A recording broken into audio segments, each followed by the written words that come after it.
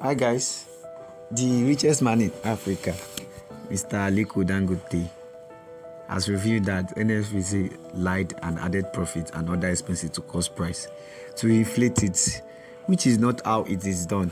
Their business mogul said Nigerians buy fuel cheaper than Saudi Arabia, so subsidy must be removed.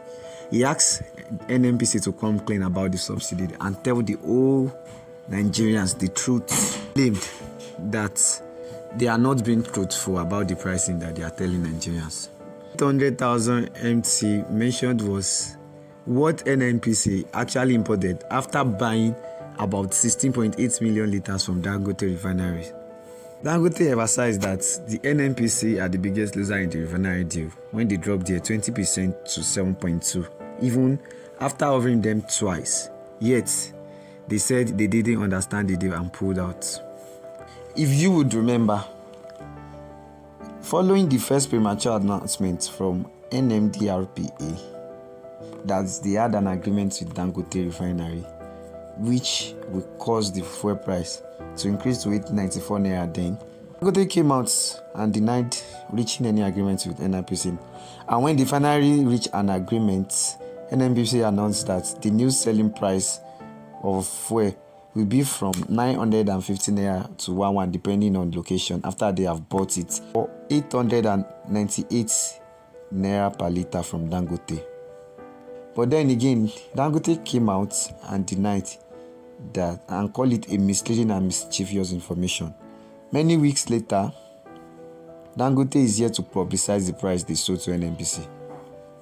Even in this interview, he failed to reveal the price that he sold to Nnpc. He actually said he was planning to buy Arsenal after the completion of the refinery before, but now he is not going to buy Arsenal, but he will enjoy watching Arsenal as a fan. And also that he have regrets not buying Arsenal when he had the time to. So in this video, catch the full details of what I have previewed. Like, share and subscribe for more. Thank you for watching. Aliko Dangote, thank you so much for speaking to Bloomberg. You have the refinery, it's opened. How does it feel? It feels like a milestone from the outside. How does it feel for you? I think it feels really great. It is really a great achievement. It's something that 90% of the entire world did not really give us a chance. Nobody really believed we can pull it up, but we did. And, it is a great satisfaction to me personally as a person and also to the organization. So I think we've done very, very well. And there are quite a lot of things when you look at where we're coming from. Nigeria being an oil-producing country, and we've been importing petroleum products for the last 35 years. It just doesn't make sense. I mean, from the outside, it looks quite difficult. Any regrets? I think no regret. I would have said that yes, maybe a bit of regret if we hadn't succeeded in delivering. But, to tell you the truth, it was a it was a monster. Monster in the sense that, like what I keep telling people, if I knew how difficult it was sort of putting this kind of, edifice, this kind of refinery, I wouldn't have started at all. But, by the time we realized that it was a very difficult thing, we had already started. So we had no choice than to deliver. But what's the hardest bit? So you have a relationship with the government, they're getting rid of subsidies, you have to find the crude, you refine it, you sell it back. I think that is not really only the hardest part. The hardest part, Francine, is delivering the project on its own. We never ever expected the kind of challenges that we face. We launched the project in 2013, and then we had a lot of problems with the state governments. It's not the federal government, because we have 3 tiers of government. So while we bought a land, it was in a state not far away from Lagos, and the guy dribbled us for almost about 3.5 years. Mm-hmm. And we had to now move the refinery to Lagos. Mm-hmm. We got to Lagos, we had community issues. So it took us really 5 years to start. Just battling here and there after we had already taken loans of about 2.4 billion to start. and interest was counting. But then still, we went ahead. Then again, the challenges of building that kind of, project, we realized that, we had to build our own port. We built the port. After building the port, we realized that nobody could supply us with cranes, equipment. So we had to take something that people don't know or they don't realize. What we did now, we now made ourselves as the EPC contractor, which is engineering, procurement, and construction. So we did it on our own. And because we have never, ever handled this kind of project, this kind of project are handled by Saipem, by Bechtel, the big guys. But we took that challenge. And that is why people believe that, no, it will never work. So the government wants to get rid of subsidies. Will your refinery help with that? Well, the government, subsidy is a very sensitive issue. If, I believe the problem is not only the subsidy, it is problem that, once you are subsidizing something, then people will be blotting the numbers and government will end up paying what they are not supposed to be paying. But this, our refinery, will bring quite a lot of issues out there. It will show the real consumption of Nigeria. Because, nobody can tell you. Some people say 60 million liters of gasoline per day. Some say, no, it's less. But right now, if you look at it, by us producing, everything can be counted. Right. So everything can be accounted for. And most of the trucks or ships that will come and load from us, we are going to actually, put a tracker on them to be sure they are going to take the oil within Nigeria. And that, I think, can help the government to save quite a lot of money. So do you think it's the right time to get rid of the subsidies? I think it is, because all countries have actually gotten rid of subsidies. Let me give you an example. Saudi Arabia used to give what Saudis, the citizens, believe that, look, oil is our own God-given gift. So the government shouldn't charge us for it. So government were selling it at a very low price.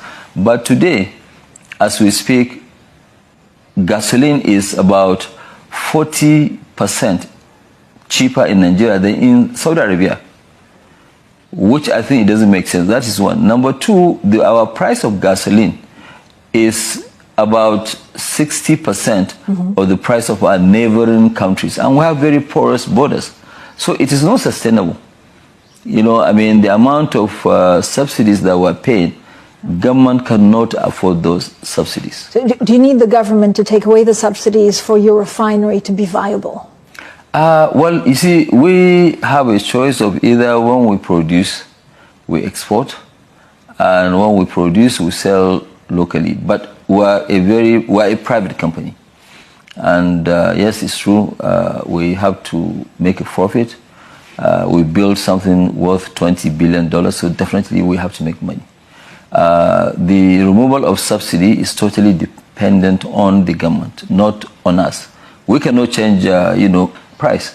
But I think, the government will have to, give up something for something, So I think at the end of the day, the subsidy will have to go. But what we have done now, we know with the government, which I think I must really thank the President of Nigeria, President Bola Tinubu, very creative idea that, okay, fine, you know what, we will sell you the crude in Naira, you also sell in Naira. So now we are working out for the exchange rate. It's going to be priced, normal pricing, if crude is at $80, Brent, we will pay that price. We'll use an agreed exchange rate, and then we will also sell in the domestic market. What that will do is that it's going to remove 40% pressure on the Naira. So, because you see, the petroleum products consume about 40% of our foreign exchange. So, and then, it's like you have 40% of demand being taken out. So that can actually stabilize the Naira. That's one. Number two, the government will now know, even if they are going to subsidize, they will know what is the real consumption. Because right now, nobody can tell you what you are consuming. It's all guesswork. So that can help in terms of stabilizing the market. that can also help in terms of removing queues, because we have a lot of queues, and these queues are not there today. They've been on and off since 1972, for the last 52 years. But so what does it mean in dealing with naira instead of dollar? What does it mean for your group? Is it a benefit, or actually it just gives the government something that they want? I think really is to give the government something that they want. It's a win-win. You see, because the issue is that, yes, we are Nigerians, and we have to also do something to show that, yes, we do care. And part of caring is to now agree with the government that, okay, fine, let's go ahead and do this with them, because it will be very awkward for somebody like me or our group to come and say that, no, we want to deal in, dollars. I think it's a win-win, and it will benefit the country quite a lot. The whole thing is actually, okay, fine, what do we leave as a legacy? And I think doing this, by even making sure that, yes, we've taken Nigeria out of an oil, petroleum product import country for the first time in the history of Nigeria, is a great milestone, which I'm very, very proud about. So how's the relationship with the government? I know there's a number of negotiations, including the price of gasoline. What kind of offering have you made? I think we have quite a good relationship, today, with the government. And, where the president actually put the Minister of Finance and also Minister of the Coordination of the Economy, and then the Special Advisor Revenue, very smart guy, Zach Adedeji, and they are working out something which I think it will be a win-win between us and the Nnpc. If Nnpc's, that is Nigerian National Petroleum Corporation, if their refineries, if they start to work, then Nigeria will be one of the biggest exporters of petroleum products in Africa. In Africa, only 2 countries are self-sufficient, which is Algeria and Libya, but all other countries are importers of petroleum products. So what kind of agreement are you expecting actually with Nnpc? I think the kind of agreement that we're expecting is to have a very robust agreement where, first of all, we have energy security, where there won't be supply. Where they give you crude. They will give us crude. Yeah. Already we have agreed, like for example, in October, they're going to give us 12 million barrels, which is averagely about 390,000 barrels a day. Which will sell both gasoline, diesel, and aviation fuel. And if there's any excess, we'll export. But our refinery is also versatile, where we are producing a lot of things. It's not only these 3 things that I mentioned. We're also into polypropylene, which is petrochemical, which 80% of it is also to be exported. But 20% is what the demand is in Nigeria, which will also sell to help a lot of plastic industries. So, but with the government, I think the agreement will be that, okay, fine, when we take that one, we will now sell to everybody. So it means that 50% or 60% of our petrol stations that have not been working or they've been out of work, everybody will now be at work. Right. It will reduce the cost of having ships floating all over Lome, and paying demurrage. Demurrage alone, we're going to save over $1 billion. But there seems to be disagreements on how you price your gasoline with Nnpc. Have you settled on a price? Can you give us a bit more clarity on what's going on? Well, okay, what is going on? There was it wasn't really a disagreement per se. Nnpc bought from us this particular one on the 15th of September. At the international price, which they also bought about over 800,000 metric tons of gasoline imported. So the one that they bought from us actually is cheaper than the one they are importing. And so when they announced our price, the guy, I don't know whether he was authorized or, but it wasn't really the real price. What they have announced, yes, most likely that is what it cost them, including forfeit, including whatever, which they have never added profit to their cost. And then the other one is one that they imported, but the people don't know how much they spent in terms of the import, but their own importation one is almost maybe about 15-20% more expensive than ours. So what they're supposed to do is to sell at a basket price, or if they want to remove subsidy, they can announce that they remove subsidy, which is okay. Everybody, will adjust to it. But you're not worried, Aliko, that some of the oil majors, because of their vast resources, can sell for cheaper? Well, yes, most likely, because in business, I've said this in my interview before, where I said that I never knew that the oil industry mafia are stronger than the drug cartel. It's a big cartel. I will say this anywhere. The issue is that you are right. They can say, okay, fine. To make sure that this refinery doesn't work, we'll keep selling cheaper. But right now, they won't be able to sell cheaper because they will not be able to take local currency. We will take local currency. We have the refining capacity, not only to satisfy Nigeria, we have refining capacity that is almost twice the consumption of Nigeria. But you're also confident that you can strike a deal with authorities? No, we will. We'll definitely strike a deal. The president has announced soon? It's going to start 1st of October. So I think between now and the next couple of days, they will come out with a very, very clean agreement. It's a pretty big accusation that you say, they're run like a cartel and they could price me out. What's your ideal scenario? So how much of the crude would you refine and sell domestically? Like if you have a blueprint of the kind of agreement that works for you, for Nnpc, and for the government, what does it look like?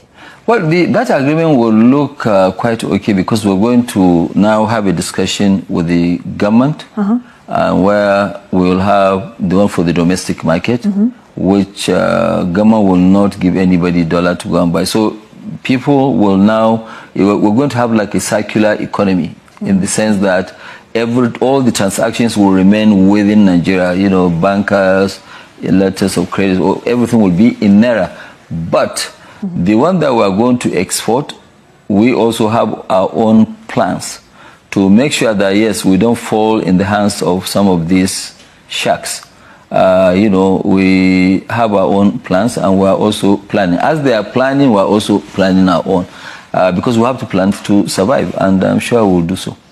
Does refining Nigerian crude actually shorten the yields for the refinery? No, it doesn't shorten the yield. It gives even a very good yield. But we have to mix different Nigerian one, the WTI, Brazilian, so a couple of this, we have to do that. It depends on what you call the LP model. So if we do that, then we will know which one we'll have in terms of yield. But our refinery also is designed to produce 93% of high valued things, from polypropylene, gasoline, diesel, aviation fuel, very small naphtha. Naphtha will only have about 36,000 tons. And then the raw materials for carbon black. But the low residue, which is the cheapest product, is less than 7%. So that makes our refinery, to be a very profitable, refinery. But this is something that you build for a long time. It's not something that you use. If it's question about making money, you look at it in the last 7 years. If we as a group had taken this money we invested and invested in stocks of Microsoft, in Tesla, in Google, I mean, our worthiness would have been over $100 and something billion. But you're confident you can make this work. Are you going to invest more in the sector? Why not go upstream? We know. Well, upstream, we're in also upstream, not big. We have 2 oil blocks, which we have, and we're starting production this October. Yeah. But we want to look at more of the downstream, because in oil you can produce over 6,800 items. So now we're doing polypropylene. Yeah. We're going to double our size in polypropylene. We're going to also do about 500,000 tons of polyethylene. And then, we're also doing, on the other side, a different company, which is also owned by us. We're doing about 3 million tons of urea. So we will also double that.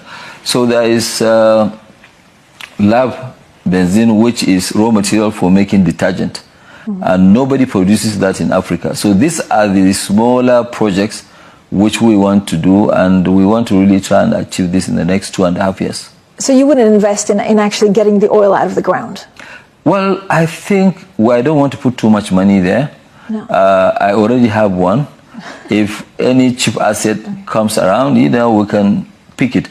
But is it the intention of our group to make sure that we produce our own raw material?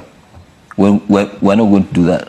We will not target to go and produce 300,000-400,000 barrels per day. We don't have that plan as we speak today. Aliko, there was confusion. The Nnpc was meant to take 20% of the refinery. It's now 7%.